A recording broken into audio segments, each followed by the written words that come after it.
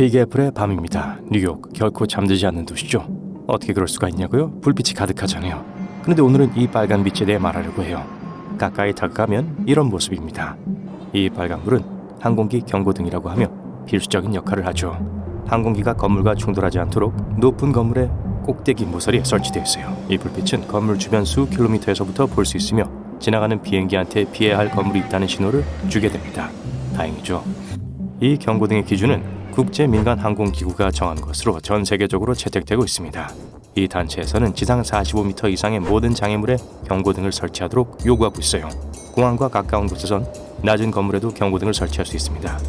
따라서 모든 건물, 타워, 송전탑, 빛 굴뚝의 안전호 위에 이러한 조명이 설치되는 거예요. 조명의 수와 조도는 건물의 폭과 길이에 따라 달라집니다. 또한 건물의 종류도 다양하죠. 어떤 건물은 밤에만 불을 켜야 하고 어떤 건물은 낮과 밤에 모두 켜야 합니다. 빨간색이나 하얀색 빛을 사용할 수 있고요. 밤에만 빨간 불빛을 켜야 하는 건물은 45m 높이의 경고등이 있어야 합니다. 더 높은 건물에는 105m와 210m 높이의 경고등이 있어야 해요.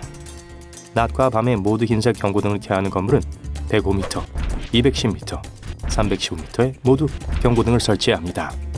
세계 최초의 고층 빌딩은 시카고에 위치한 홈 인슈어런스 빌딩입니다. 1885년에 지어진 건물이에요. 이 건물은 새로운 방법으로 지어진 특별한 건물이었습니다. 보통 건물들은 무게가 너무 무거워서 높지 않은 석조벽에 지탱을 받아야 했어요. 홈 인슈어런스 빌딩은 혁신적인 디자인으로 다른 건물보다 더 높이 지어질 수 있었어요. 건물 주변의 벽이 다른 건물들보다 훨씬 얇고 전체 구조물은 더 높아질 수 있었죠. 홈 인슈어런스 빌딩은 42m 높이의 10층짜리 건물이었습니다. 어느 날 이런 건물은 그렇게 높은 건물로 여겨지지 않기 때문에 이런 건물에는 항공기 경고등이 필요하진 않을 겁니다.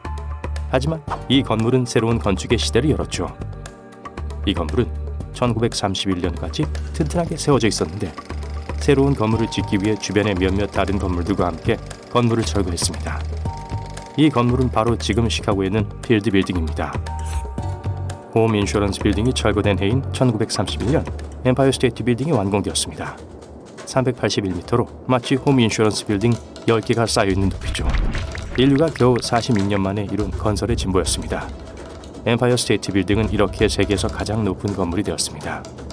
오래전의 기록은 뛰어넘었지만 이 건물은 정확히 39년 동안 가장 오래 기록을 보유했던 마천루예요. 1970년에 지어진 세계무역센터는 겨우 36m가 더 높았지만 가장 높은 건물이 되었습니다. 그리고 이제 반세기가 조금 더 지난 후 엠파이어 스테이트 빌딩은 가장 높은 건물 순위에서 53위에 올랐습니다. 인류는 훨씬 더 높이까지 올라갔어요. 이제 세계 챔피언은 아랍에미리트의 두바이에 위치한 부르즈 칼리파입니다. 이 건물은 2010년에 완공되었어요. 높이는 828m인데 엠파이어 스테이트 빌딩 2개를 쌓아둔 높이라고 할 수 있어요. 고층 빌딩은 몇 가지 이유에 따라 종종 유리로 건설됩니다. 우선 유리는 가능한 모든 모양으로 압축할 수 있어요. 그래서 고층 빌딩이 더 이상 예전의 단순하고 밋밋한 건물이 되지 않을 수 있어요. 전 세계에서 가장 근사한 외관을 디자인할 수 있죠. 둘째로 유리는 얇습니다. 홈 인슈어런스 빌딩 이전처럼 두꺼운 벽이 필요 없어요. 벽이 얇고 바닥이 넓어져서 내부 공간도 넓어집니다. 또한 유리는 꽤 가볍기 때문에 건물을 매우 높게 만들 수 있어요. 투명한 유리는 건물 내부의 전기 조명이 덜 필요하게 만들어주므로 비용 효율도 매우 높습니다. 게다가 유리는 단열이 잘 되고 거친 날씨에도 잘 버틸 수 있습니다. 그리고 마지막으로 우아하고 화려하고 현대적인 인상을 줄 수 있죠. 이 두 건물을 비교해보세요. 이 건물이 확실히 더 미래적이고 최첨단처럼 보이지 않나요? 초고층 빌딩은 미국에서 시작되었지만 아시아에서 더 큰 인기를 끌었어요. 아시아에는 현재 7,500개 이상의 고층 빌딩이 있습니다. 오늘날 초고층 빌딩은 150m 이상 높이의 건축물을 뜻합니다. 세계에서 가장 높은 빌딩 10개 중 9개는 아시아에 있어요. 고층 빌딩이 가장 많은 나라는 중국인데 3,000개가 넘어요. 아시아에는 세계에서 가장 많은 인구가 있고 경제 성장률도 높잖아요. 그래서 높게 세운 건물은 도시의 대부분의 사람들에게 완벽한 해결책이었습니다. 두 번째로 마천루가 많은 대륙은 북미입니다. 1,000개 이상의 고층 빌딩이 있어요. 뉴욕에만 유럽 전체를 합친 것보다 더 많은 고층 빌딩이 있죠. 그러면 이제 왜 유럽은 고층 빌딩을 짓지 않는지 질문이 떠오르지 않나요? 유럽엔 고층 건물이 250개만 있고 그중 절반은 러시아의 모스크바, 터키의 이스탄불, 영국의 런던, 세 개의 도시에 있어요. 처음으로 돌아가 봅시다. 고층 빌딩의 역사가 시작되는 19세기 말입니다. 최초의 고층 빌딩은 미국에서 지어졌어요. 독립국가로서 미국의 역사는 그 당시 겨우 한 세기밖에 되지 않았습니다. 미국인들은 맨 땅에서부터 도시를 건설해야 했죠. 사용할 수 있는 땅이 많았기 때문에 사람들은 이곳저곳에 집을 지을 수 있었습니다. 그 무렵 유럽은 이미 한동안 성장한 상태였어요. 파리의 역사는 기원전 259년으로 거슬러 올라갑니다. 한 세기가 아닌 20세기 역사가 있었죠. 독일의 쾰른은 기원전 38년에 설립되었습니다. 이탈리아의 수도인 로마는 기원전 753년으로 거슬러 올라가기 때문에 26세기 역사를 지녔죠. 19세기 말 유럽의 도시는 이미 발달한 상태였어요. 새로 건축을 할 공간도 많지 않았고 아무도 콜로세움을 허물고 그곳에 새로운 고급 고층 건물을 짓고 싶어 하지 않았어요.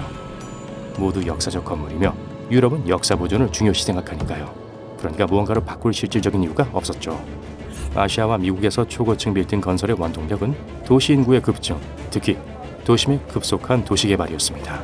사람들이 교외에서 도시로 이사를 하면서 제한된 지역에 더 많은 사람들을 수용하기 위해 여러 층의 건물이 필요했죠. 유럽에서는 인구 증가와 도시 이동에도 불구하고 여전히 모든 사람들이 살 수 있는 충분한 공간이 있었고요. 유럽인들은 도시 스카이라인을 강력하게 보호하고 있어요.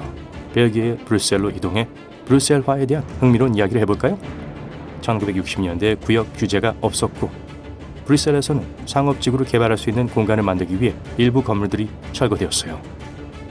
그때 통제할 수 없는 건축이 시작되었고 브뤼셀 주변에는 아무 곳에나 현대적인 건물들이 세워졌어요. 문화적, 역사적 가치가 전혀 없었고 도시 건축에 전혀 맞지 않아 도시 이미지를 엉망으로 만들었어요.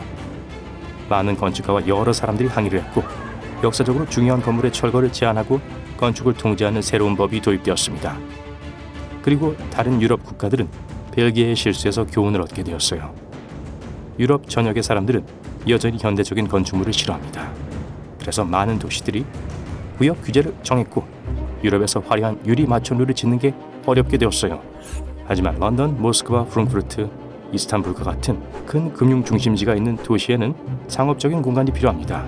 그래서 몇몇 도시에서는 분리된 마천루 지구가 형성되었어요.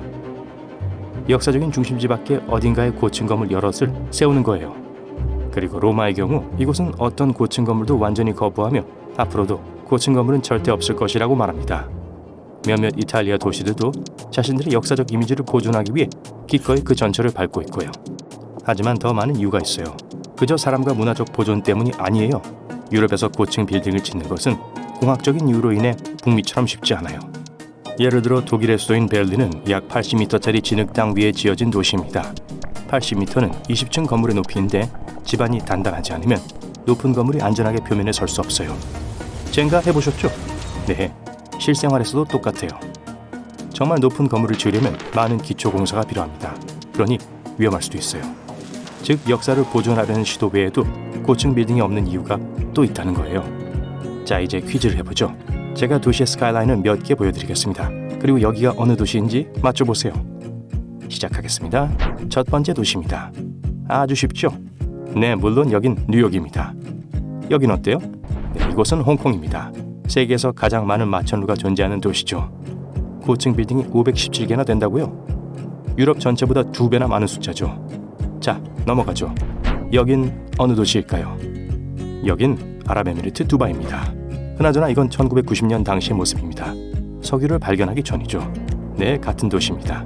30년이 지난 후죠. 여기도 알아보시겠어요? 여긴 옛날 시카고입니다. 이제 시작된 도시죠. 다음은 어디죠? 독일 프랑크푸르트입니다.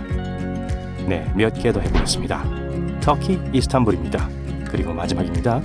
여긴 더 쉬워요. 분명 알아보실 겁니다. 네, 호주의 멜번이에요. 잘하셨어요.